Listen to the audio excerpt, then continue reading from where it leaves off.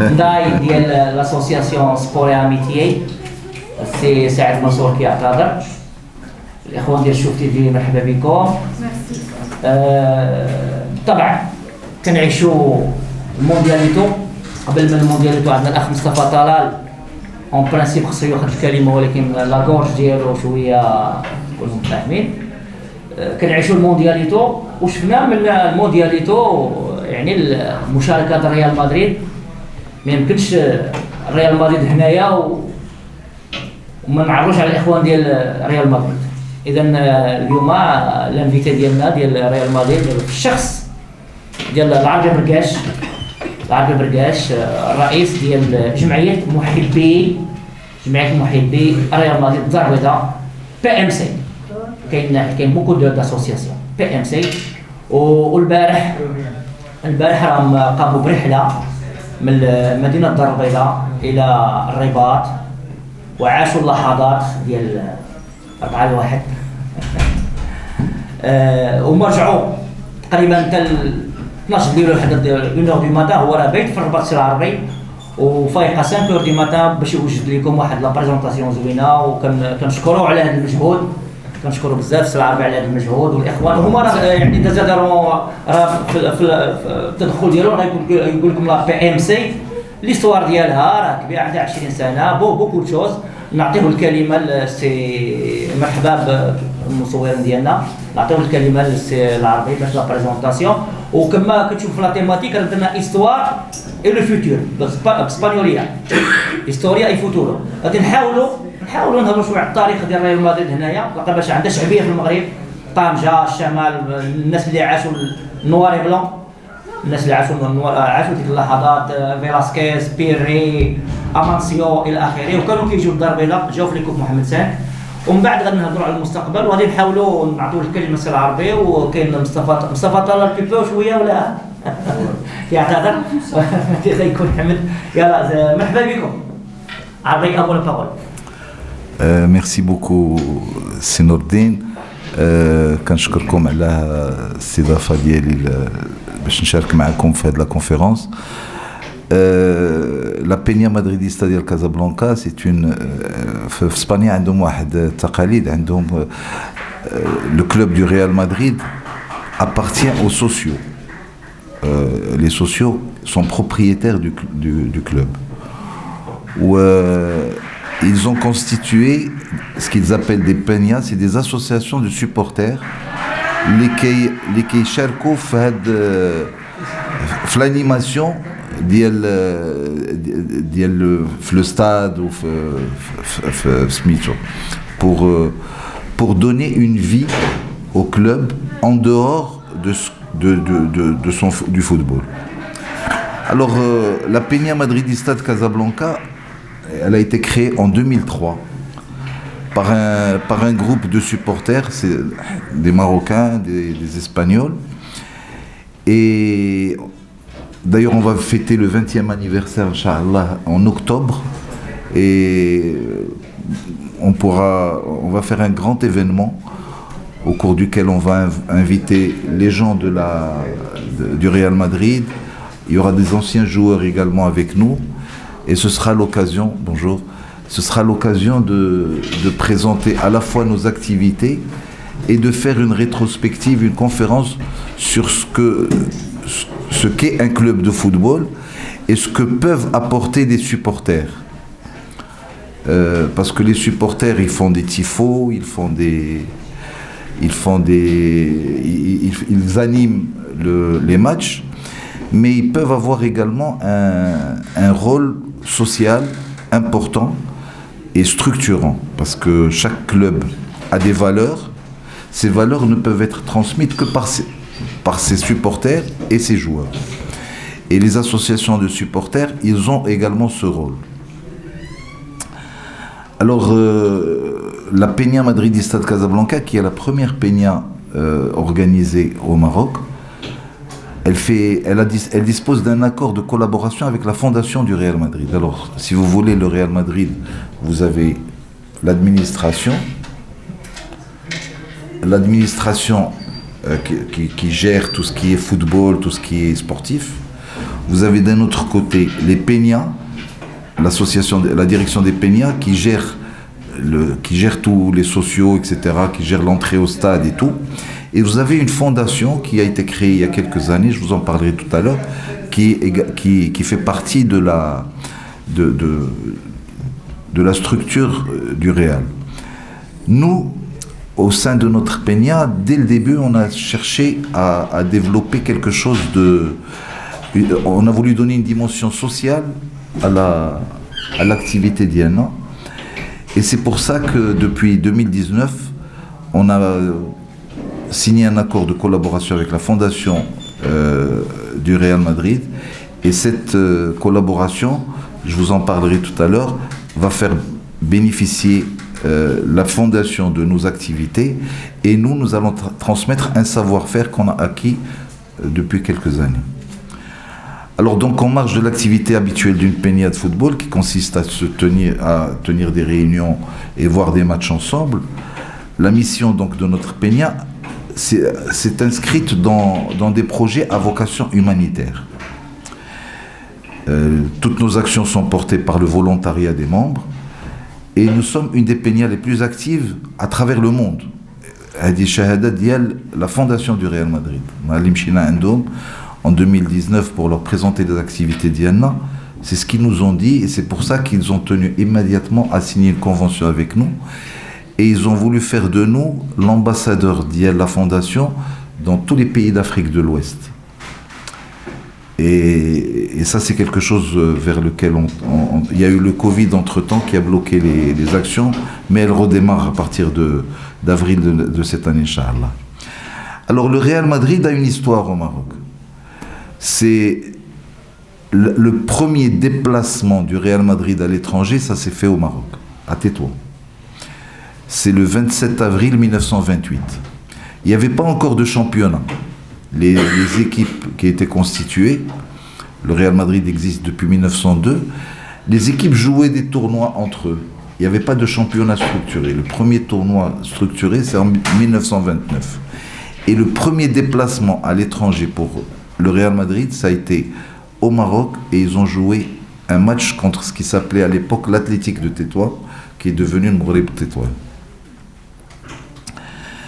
Et Tétouan a été la première ville au Maroc à se doter d'un stade aux normes internationales de l'époque. Les normes de l'époque, il y avait des vestiaires, il y avait des tribunes couvertes, etc. Il y avait un cahier de charges. Le premier stade au Maroc à bénéficier de ce cahier de charges, c'est le Sani Sarmel à Tétouan. Et donc, l'inauguration de ce stade, l'Atlético de Madrid a joué un match contre le Real Madrid pour l'inauguration de ce stade. Il avait un autre nom en espagnol, ou Let's Mito Sani Sarmel. Alors en 1950, la saison 51-52, Tétouan a joué en première division. Bon, à l'époque, le Maroc était sous protectorat espagnol et protectorat français, et l'équipe de Tétouan faisait partie de ce mytho.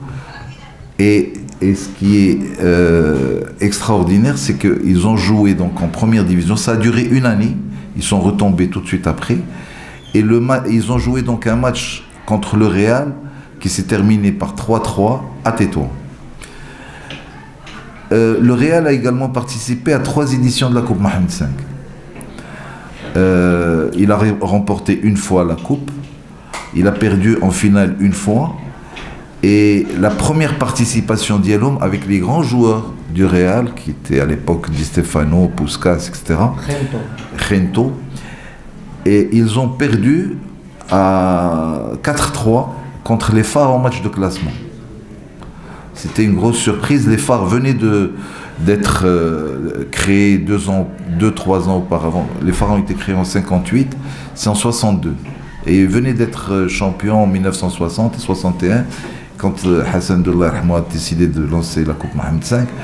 Et donc le Real a gardé cette... et c'est pour ça que c'est eux qui ont demandé à revenir par la suite. Ils ont perdu une finale et la 3e participation d'Yalom, ils ont gagné. Le Real est également venu dans le cadre de la FIFA Club World Cup. C'est la 2e fois c'est la troisième fois que ça se passe au Maroc, c'est la deuxième fois que c'est le Real qui représente le continent européen. La première fois, c'était en 2014, à Marrakech, tout le monde s'en souvient. Et cette année, bon, le Real s'est qualifié hier pour la finale, qui se déroulera samedi contre le Hilal Saoudi, l'équipe qui a battu notre champion, le WAC, au terme d'un match que le WAC a complètement dominé. Malheureusement, vous avez vu comment ça s'est terminé. Le Hilal est une grosse équipe, on l'a vu contre Flamenco. Ça nous fait d'autant plus rager parce que le WAC les a quand même dominés. Alors, la fondation du Real Madrid, ils appellent ça l'âme du club. La fondation, c'est un instrument à travers lequel le Real Madrid matérialise sa présence au sein de la société. Et c'est comme ça qu'il développe des actions humaines et culturelles. Alors, l'objectif principal de la fondation, en Espagne et à l'étranger, c'est de développer les valeurs de l'activité sportive. Alors, quelles sont ces valeurs? C'est le fair play, c'est le dépassement de soi, c'est la compétition, la compétitivité, donner le meilleur de soi-même, accepter la défaite. Tout ça, ce sont des valeurs qui sont le fondement des valeurs du sport. Et la fondation, à travers la fondation du Real Madrid, ce sont ces valeurs que le Real cherche à transmettre à la jeunesse. La fondation est présente au Maroc. Elle a créé une école socio-éducative en 2011. C'est le centre social Sadaqa Ftanja.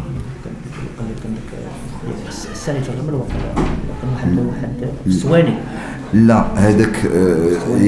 les écoles ne dépendent pas de la fondation. Les écoles dépendent de l'administration. C'est deux choses. Les écoles, l'école du Real Madrid, du Barcelone, de toutes les Arsenal, etc., c'est des écoles à vocation à la fois sportive et commerciale. Tout ce que fait la fondation, ça n'a rien de commercial.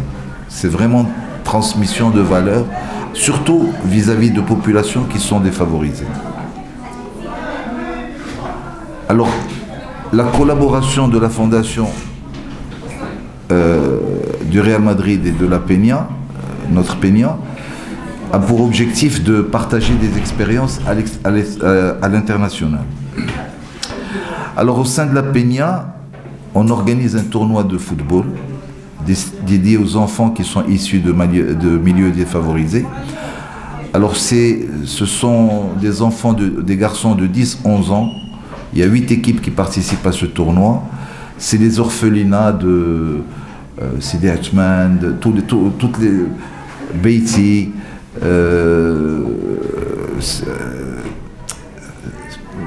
Barchid, etc. Donc il y en a 8 qui participent avec nous à un tournoi chaque année. Ce tournoi jusqu'à présent, il a concerné 2000 enfants. Il y a aussi un tournoi pour les jeunes filles qui est organisé également chaque année, qui regroupe 4 équipes. Ça dure 1 mois, c'est tous les samedis. Alors c'est sous format de groupe. Les 3 premières journées, ça nous permet de désigner le premier, le deuxième, le troisième, le quatrième. Et la dernière journée, les premiers de chaque groupe se rencontrent pour désigner le premier, le deuxième, troisième, quatrième, etc. L'essentiel dans ce tournoi, c'est de permettre aux enfants de toucher de près ce que c'est que la compétition. Alors on les équipe tous de tenues qui sont aux couleurs du sponsor, avec un numéro. On fait appel à des arbitres internationaux marocains qui participent d'une façon bénévole avec nous. C'est des arbitres qu'ils voient à la télé quand ils voient un match de la Botola. Après, quand ils le voient devant lui, qu'il l'arbitre, etc., c'est quelque chose de valorisant pour l'enfant. Et à la fin, on leur offre des cadeaux. Alors, ils ont tous la même coupe, tous les mêmes cadeaux. C'est pour permettre, en général, ce qu'on fait, comme c'est des cadeaux qui interviennent, comme c'est un tournoi qui intervient en avril-mai, on les équipe de tout ce qui peut servir, les colonies de vacances, etc. Donc ça permet aux enfants de... Alors nous avons organisé déjà 16 éditions pour les garçons et 10 éditions pour les filles. Nous avons également développé un tournoi de basket féminin, ce qui est un résultat auquel on a abouti, qu'on n'a pas cherché au départ, c'est qu'on a créé des liens entre les associations. Par exemple, vous savez que chaque association, elle a des spécificités. Par exemple, l'association Beiti, c'est les enfants de la rue. Il y a d'autres associations qui ont d'autres destinations. Et à force de faire ces tournois, les encadrants ont noué des relations entre eux et se partagent des informations. Il y a des enfants qui passent par un orphelinat, après ils doivent passer dans un autre, etc. Ils se partagent des informations, ça a créé des liens qu'ils n'avaient pas auparavant. Et ça, c'est quelque chose qu'on a pu obtenir sans le chercher, quoi. Mais c'est ça l'objectif. Alors, l'objectif de ces tournois, c'est de favoriser l'intégration sociale, l'effort, la discipline, le travail en équipe, le respect des règles, etc. C'est quelque chose de festif qu'on organise avec Smito, mais des fois on est confronté à des moments qui sont très très difficiles. La dernière fois, lors du dernier tournoi, j'ai gardé un souvenir qui m'a beaucoup ému. C'est un enfant qui est un enfant de la rue, qui a été recueilli par l'association dans un cadre officiel à travers le tribunal, etc. Ses parents sont des enfants de la rue. Ils vivent dans la rue. Et c'est l'association qui les... Bon, il y a des gens qui les ont prévenus et qui ont recueilli avec l'enfant. Et lors du tournoi, ils sont venus voir leur fils en train de jouer. Et c'est des moments très très durs parce que d'abord c'est dur pour nous quand vous voyez une maman qui malheureusement elle est dans la rue, elle se drogue avec son papa, etc. Mais ils ont des moments de lucidité où la paternité, la maternité rejaillissent, et c'est des moments quand même assez difficiles. C'est pour ça que je profite de cette occasion pour rendre hommage à tous les encadrants qui font un travail extraordinaire, parce que on s'en rend pas compte. On a tous dans l'esprit que c'est à l'État d'intervenir, que c'est le gouvernement qui est responsable. On est tous responsables. On est tous responsables. S'il y a un message que je voudrais vous passer aujourd'hui, c'est qu'à travers... C'est bon pour l'intervention ديالك حنا غادي غير هادو les étudiants داكشي مرحبا بكم راه باغيين نسقسوك على علاش بنزيما ما كاينش وباغيين d'accord. Alors j'en finis. هادو راه باغيين نعرفوا حوايج اخرى. Alors on va y arriver. J'ai beaucoup parlé de la Peña. J'ai un peu parlé du Real Madrid. Bon, je vous dis. J'ai aussi. Alors tout ce que nous faisons, je voudrais quand même rendre hommage à tous ceux qui nous sponsorisent. Nous avons un partenaire institutionnel, la MDJS, un sponsor officiel, la société Bolloré. Je voudrais leur rendre hommage parce que sans eux, on ne peut pas faire tout, parce que c'est des budgets énormes que l'on met en place. On a juste, et ça sera la transition, voilà, il y a la dernière slide, c'est les autres sponsors que nous avons. La transition que je voudrais vous donner, c'est que par 2 fois, on a pris des orphelins et on les a amenés avec nous au Bernabéu. Et imaginez un enfant de 11 ans, 12 ans qui part pour la première fois, qui vient d'un milieu complètement défavorisé, qui part à Madrid, qui est reçu officiellement par au Bernabéu en 2006-2007. C'est ça. Et on compte refaire ça, Inch'Allah, très bientôt. Voilà, maintenant je suis à votre disposition si vous avez des questions sur le Real.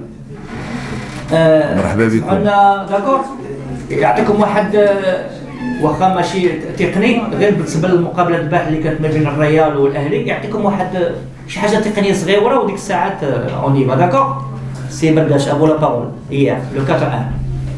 Le Real Madrid, depuis très longtemps, c'est une équipe qui commence mal la saison, qui ne commence vraiment à jouer au football qu'à partir des mois de février et mars. Donc moi, tout ce qui se passe actuellement autour du Real Madrid ne m'inquiète pas vraiment. Je sais que l'équipe va revenir. Il y a beaucoup de blessés, il y a beaucoup de joueurs qui sont en méforme. La grande satisfaction que moi, en tant que supporter du Real, j'ai eu hier, c'est de revoir Valverde qui revient en forme. Il a reçu le prix de meilleur joueur du match. C'est un titre mérité parce qu'il s'est beaucoup dépensé. Il y a beaucoup aussi de problèmes autour de Vinicius qui subit le plus grand nombre de fautes de tous les championnats européens. Et qui n'est pas protégé par les arbitres comme il aurait dû l'être. Il subit aussi beaucoup d'insultes racistes qu'il faut condamner. C'est vrai que son jeu, c'est un jeu qui va dans la provocation et les défenseurs n'aiment pas être humiliés par un dribble, par un petit pont. Ça, c'est quelque chose qu'il doit corriger. Mais le foot ne serait pas le foot sans ce type de spectacle. Voilà. Donc, à votre disposition, si vous avez des questions précises. يلا شي كاسيون نية سواء باش هذا التيفو ديال ريال مدريد يعني كان تيفو وطني علاش كتشوف هذا التيفو اللي وجدتوه في هذا لا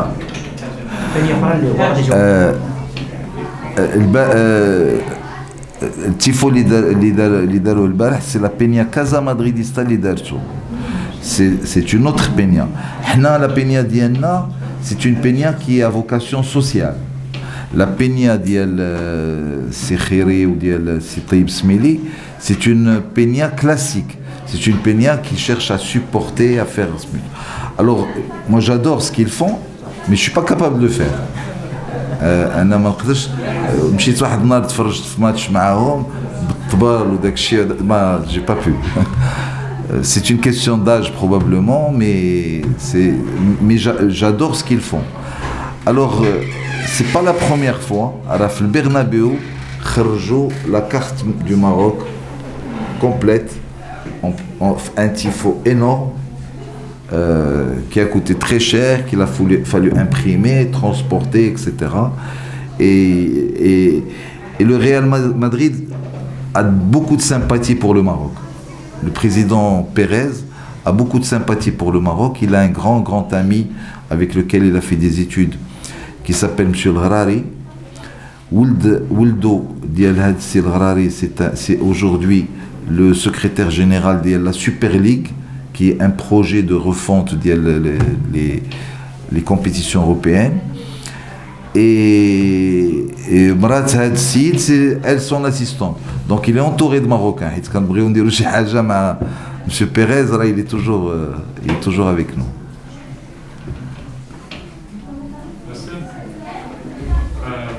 Bonjour Monsieur le Président, une question pour l'hooliganisme. Rarement qu'on assiste. شوف جو مكسكوز غير سي موا رجالي نو برينو ولا كلاس غير المستوى غير باش يعرف القضيه. Yasser Zali, étudiant en première année. مرحبا. Une question à propos de l'hooliganisme. Rarement qu'on assiste à des incidents dans les matchs du Real Madrid. Comment on peut prendre les supporters du Real comme un exemple afin de lutter contre ce fléau dans le football marocain? Est-ce que ce phénomène nécessite l'adoption d'une démarche participative entre tous les intervenants ou c'est une question de mentalité, d'éducation? Merci. C'est beaucoup de choses. Le hooliganisme, la violence d'une façon générale dans une société, quand elle concerne le football, ça veut dire qu'elle existe dans la société. Aujourd'hui, il ne faut pas dire que les Ouidadi ou les Rajaoui ou les supporters des Phares ou les supporters de Mas sont violents. Non, c'est la société marocaine qui est violente. Donc elle est violente pour des raisons bien précises. Donc il y a déjà quelque chose à faire dans ce domaine. Ensuite, au niveau du football, il y a un certain nombre de déclarations, il y a un certain nombre d'attitudes qui peuvent provoquer le public. Le public, en tout cas le public marocain, c'est un public qui est discipliné, c'est un public qui respecte les règles. Mais quand il voit qu'elles ne sont pas respectées par d'autres, qui sont les décideurs, il se révolte. Et c'est une révolte qui est des fois qui est normale, quand je n'excuse pas, mais qui peut avoir son justificatif. Ça n'a rien à voir, mais j'avais lu une fois une dame, une actrice, on lui avait posé la question: qu'est-ce que vous dites à vos enfants pour leur expliquer les choses? Elle a répondu: je ne leur dis rien, parce que les enfants n'écoutent pas, les enfants regardent. C'est la même chose dans toute la société. Les gens, quand vous donnez un bon exemple, ils le suivent. Par contre, si vous pouvez donner les discours que vous voulez, vous pouvez dire ce que vous voulez, si vous n'avez pas une attitude qui est conforme à votre discours, ça ne sert à rien. Donc il y a un travail à faire pour lutter contre le hooliganisme, à la fois chez les autorités, à la fois dans les familles, et aussi en donnant l'exemple par un comportement digne. Tout s'apprend. Il y a quelques années, 3-4 ans, il n'y avait pas de passage clouté. Les gens passaient n'importe où, traversaient la rue n'importe où. Aujourd'hui, on a mis des passages cloutés, les gens les respectent. C'est pas parce qu'ils risquent d'avoir une amende ou les choses. Non, ils les respectent parce que d'abord les automobilistes commencent à s'arrêter pour laisser passer le piéton, et le piéton ne traverse pas n'importe où. Ça, c'est un travail progressif. C'est partout pareil, que ce soit dans le hooliganisme, que ce soit dans n'importe quel domaine. Et je vous dis, une société violente engendre le hooliganisme. Une société qui est assagie, qui est apaisée, où la cohabitation se fait correctement, il n'y a plus de problème. Merci. كاين يقول الكلمه كيسيون احمد انا عارف انت رجاوي وكتبغي البرشلونه ولكن خصنا نسمع الصوت ديالك عارفينك Monsieur Habib Belgach, d'abord, je tiens à vous remercier d'avoir accepté l'invitation. C'est avec plaisir. De partager cette présentation avec les étudiants de l'IEJC. Moi, je suis un grand fan du Real Madrid.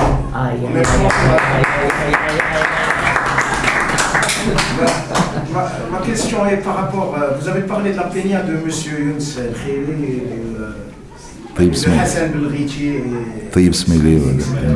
Vous avez une autre peña. Est-ce que vous ne pensez pas à réunir les deux peñas pour former une seule peña pour le bien des fans madridistas ici au Maroc?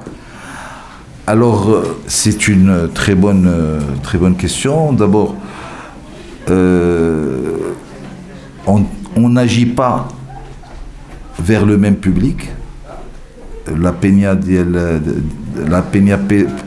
Casa Madridista vise une cible de jeunes qui ont besoin de faire la fête, qui ont des besoins spécifiques. Nous sommes arrivés, on nous appelle la Peña des vieux, mais ça ne me dérange pas.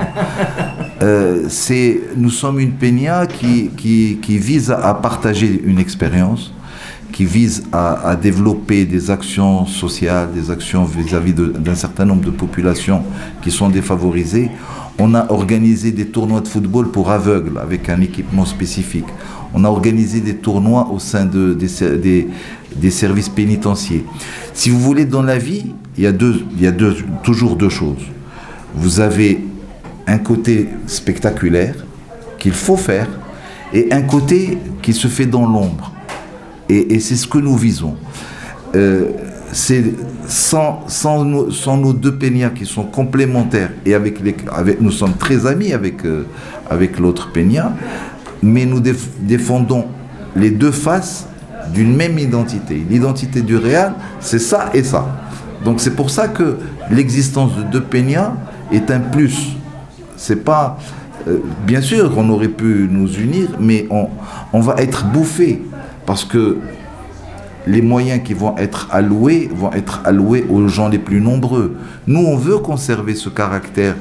D'ailleurs, c'est pas pour rien que la fondation du Real Madrid, bien que nous soyons peu nombreux, nous sommes 70 adhérents.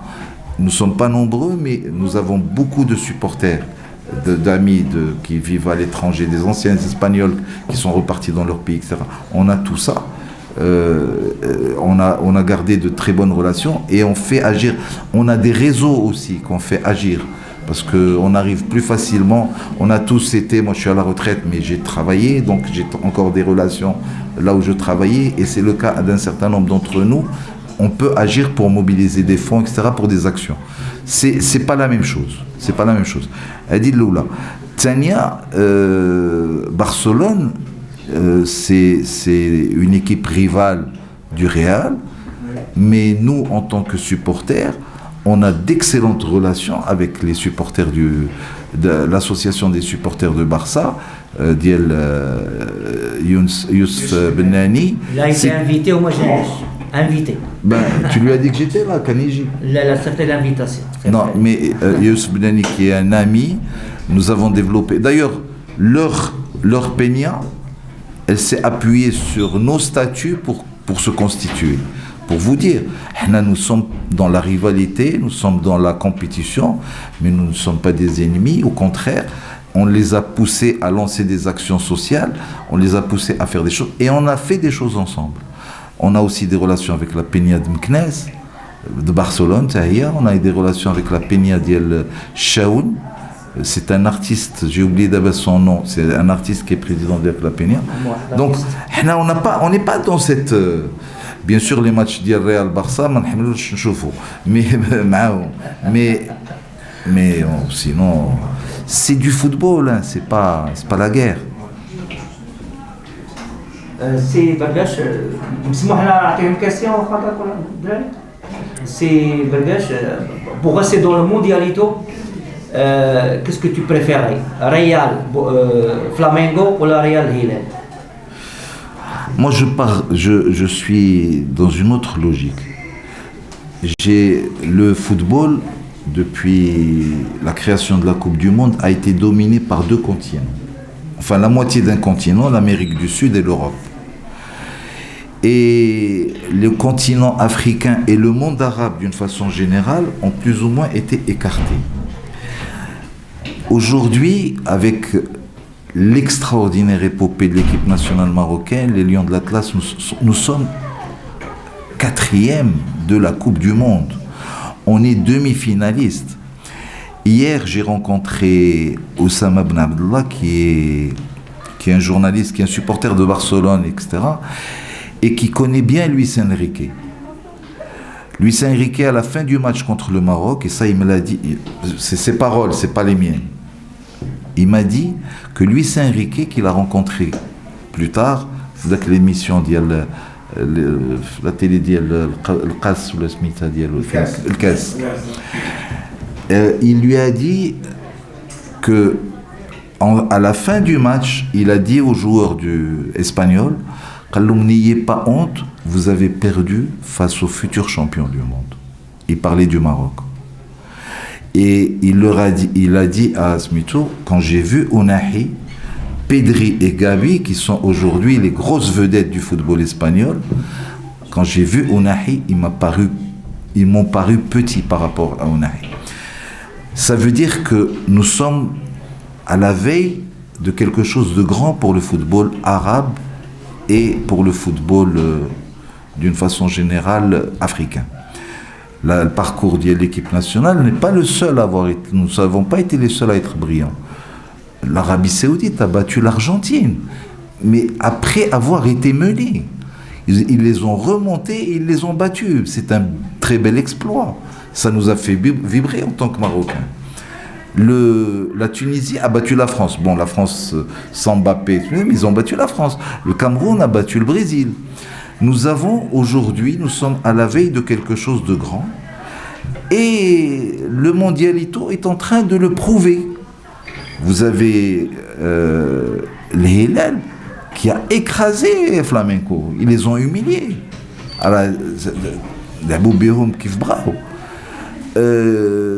Hier, pendant 40 minutes de la première mi-temps, ils ont fait jeu égal avec le Real. Ils ont eu 2 actions de but. Le Real n'en a eu qu'une. Et bon, on a eu la chance de marquer juste avant la mi-temps et de marquer juste après la mi-temps.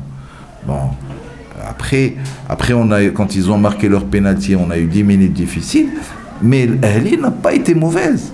C'est une belle équipe, bien organisée. Moi, je compare leur match avec le match qu'on a joué contre Mallorca. Mallorca a commis 29 fautes contre Vinicius. Hier, il y avait 7-8 fautes contre Vinicius. Ils n'ont pas joué brutalement, ils ne paniquent pas quand ils sont en défense. Le WAC, surtout le WAC qui a remporté la Ligue des Champions, a été superbe. C'est une belle équipe. Bon, maintenant il y a une transition avec le nouvel entraîneur. Malheureusement, il n'a pas su gérer le dernier quart d'heure, parce qu'il y a toujours avec le plafond de verre, on ne peut pas. Mais si, c'est parce qu'on ne peut pas qu'on doit le faire. Parce qu'on ne pourra pas avancer comme ça. Il faut, le plafond de verre, El-Ghragui a lancé des messages extraordinaires, vraiment extraordinaires. Il faut les écouter. Il leur a dit, attendons, qu'est-ce qu'on a championnat. On n'a jamais entendu un entraîneur africain, arabe, dire ça. Quand on gagnait, après le match de la Belgique, en boîte, tout ça là, mais tout le match ça veut dire la Belgique. Non, pour lui, c'était rien du tout. On n'avait rien. Et ce nouveau discours fait que moi, j'ai beaucoup d'espoir pour la prochaine décennie. Et je pense, très sincèrement, et on en reparlera un jour, Inch'Allah, je pense qu'il y aura un champion du monde africain ou un champion du monde arabe, Inch'Allah, très prochainement, en 2030, en 2034, pourquoi pas en 2026. Il y a des conditions. La première des conditions, par exemple, Ounahi, quand il est revenu de la Coupe du Monde, il a fréquenté ses amis qui vont le tirer un peu vers le bas. Non, il faut qu'il passe à autre chose. Il faut qu'il prenne l'exemple d'un Cristiano, de quelqu'un d'un Vinicius. Vinicius, c'est le seul Brésilien, le Real Madrid. Qu'est-ce qu'il a fait ? Il touche 3,5 millions, 4 millions d'euros. C'est beaucoup, mais il donne 1 million d'euros à 70 personnes qui s'occupent de lui, de sa nourriture, et c'est comme ça que le gars ne se blesse pas. Alors il reçoit les coups qu'il reçoit. Il ne se blesse pas parce qu'il est bien fait, il est en forme, il travaille sérieusement. Un Ounahi qui fait la même chose, il est ballon d'or dans 3-4 ans. Et il faut qu'on lui lance ce discours, qu'il le sache, qu'il l'apprenne. Alors, c'est pour ça que moi, au contraire, je suis content que ce soit les Hilal qui soient en finale et pas Flamenco. Bon, si ce n'était pas le Real, j'aurais préféré que ce soit l'Ahli et Smith en finale. Parce que c'est quelque chose d'important pour nous en tant que Marocains, pour nous en tant qu'Arabes, pour nous en tant qu'Africains, pour notre jeunesse. Le football, si on est capable en football, on est capable en médecine. Si on est capable en médecine, on est capable en tant qu'ingénieur, etc., etc. Le pays ne se développera que en conjuguant nos efforts et en multipliant, en ayant une autre attitude. Une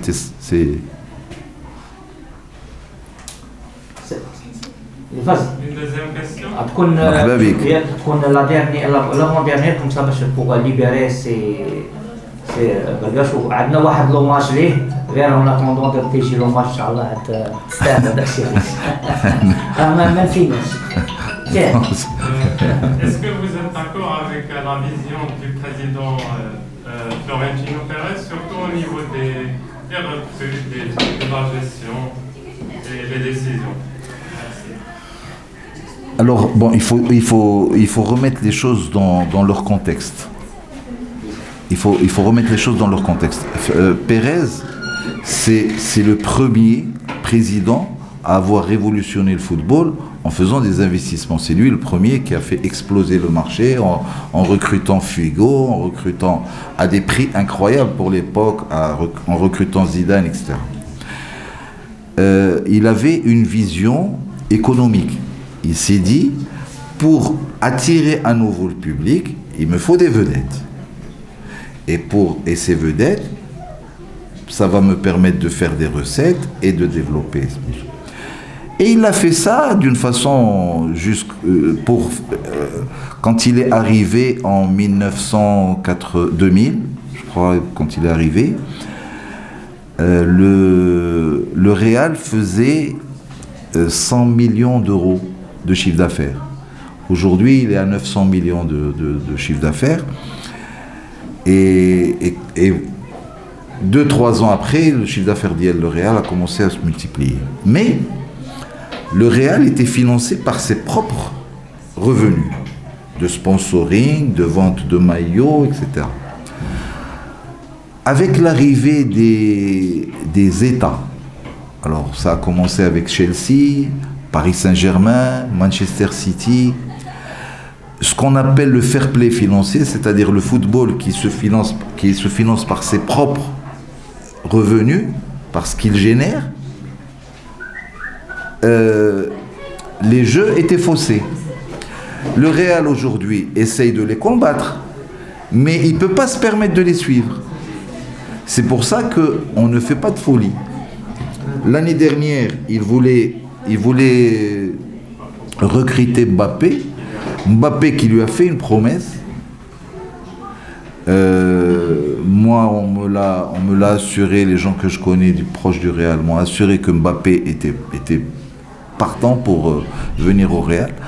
Donc, du coup, il a renoncé à Haaland, qui ne coûtait pas très cher, parce qu'il ne voulait pas avoir deux têtes Ada. Bon. Et Mbappé nous a lâchés parce qu'il y a eu la pression du président français, notre ami. Et c'est pour ça que le Real reste sage. Mais pardon, moi on en parlera, mais le Real n'a pas perdu. Hein. Le championnat est encore long et il y a encore beaucoup à gagner dans ce championnat. On en parlera en mars. Pardon. انا غنعطيك لا كاستيون غير بالنسبه للعربي بركاش اللي متبعينه في فيسبوك جورناليست جورناليست فرنساويه ديال بصح ولا كل ذكري ديال بصح ما كاينش داكشي واحد صراحه هي تنكتب également في 360 في la page sport. Et Facebook c'est plus politique. كندابز مع الجزائريين. Deuxième année, pour rebondir sur la question de Florentino Pérez, je voudrais savoir votre avis sur l'après Florentino Pérez. Parce qu'on sait que c'est lui qui gère, c'est lui qui a révolutionné le Real Madrid et le foot en général.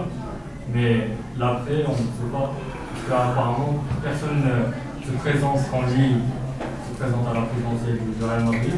Il n'a jamais de candidat ou rarement. Donc on voudrait savoir. C'est-à-dire qu'aujourd'hui...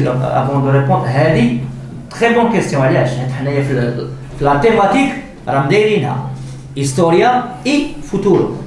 دونك هو السي العربي غادي يجاوب وواقيلا ملي غيجاوب السي العربي واقيلا غادي اون تيرمين زعما ديك انا كنت حاضر معاها ساعه جبتيها نتايا 100%. Alors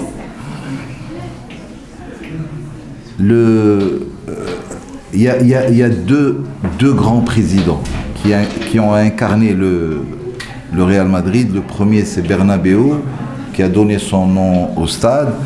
Et le deuxième, c'est Pérez. Alors, on peut expliquer un peu tout ça. Aujourd'hui, Pérez, pour éviter ce qui s'est passé à Barcelone. Barcelone a donné envie à beaucoup de personnes de profiter de l'image, de la notoriété de Barcelone. Ils se sont présentés aux élections et pas mal d'entre eux se sont retrouvés en prison parce qu'ils ont mis de l'argent dans leur poche. Alors pour éviter que des personnalités qui ressemblent à des carnassiers viennent au Real, Pérez a mis en place un dispositif. Quand vous voulez être président, pour être candidat, il faut déposer 75 millions d'euros en banque. Ou alors avoir une caution bancaire de 75 millions d'euros. Donc déjà, ça écarte beaucoup de candidats. Tous ceux qui voulaient s'enrichir sur le dos du Real, ou là, gagner en notoriété grâce au Real pour faire des choses, sont écartés. Donc ça laisse très peu de possibilités à des candidats. Aujourd'hui, selon ce que je sais, il y a un jeune, il doit avoir 35 ans, qui a essayé de se présenter contre Pérez la dernière fois, mais il a vite renoncé. C'est le fils d'un milliardaire, qui a voulu donc se porter candidat. On parle de lui, il se prépare. C'est un homme qui a une bonne image en Espagne. J'ai oublié son nom. Et il y a deux personnes aussi dont on parle souvent. C'est Rafael Nadal, qui serait candidat un jour, et Raoul, qui est actuellement entraîneur de l'équipe Castilla. Raoul a beaucoup d'argent et il ferait un bon président. D'un autre côté, du côté de Barcelone, on parle de Piqué. Donc voilà, Non, la relève est là. Je pense que le football... Pérez, c'est quand même... Bernabéu a été un très grand buteur du Real avant de devenir président. Et donc Pérez, c'est quelqu'un qui n'a jamais joué au football. Mais bon, il aime le football, c'est un grand manager. D'ailleurs, c'est pour ça qu'au début, il n'a pas fait les bons choix. Par exemple, quand il a vendu Makalele et racheté Beckham, c'était une erreur. Parce qu'il n'avait pas il savait pas ce que c'était l'équilibre en football. Maintenant, il a appris. Une dernière question? C'est bon. C'est bon. C'est l'Arabie. Merci beaucoup. ممتاز. C'est gentil. ممتاز. مصطفى واخا حنجوره عافاك مصطفى. En tout cas, merci beaucoup. Tabarakallah alikoum, Allah yaounkoum. Et on viendra une autre fois, Inch'Allah. Photo? Oui, bien sûr. اللي بغى ياخذ معاه معاه باقي كل شيء منه.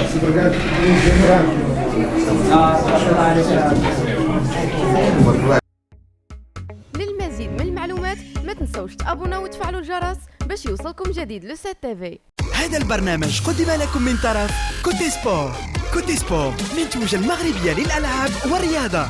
MDGS نربحوا الرياضة.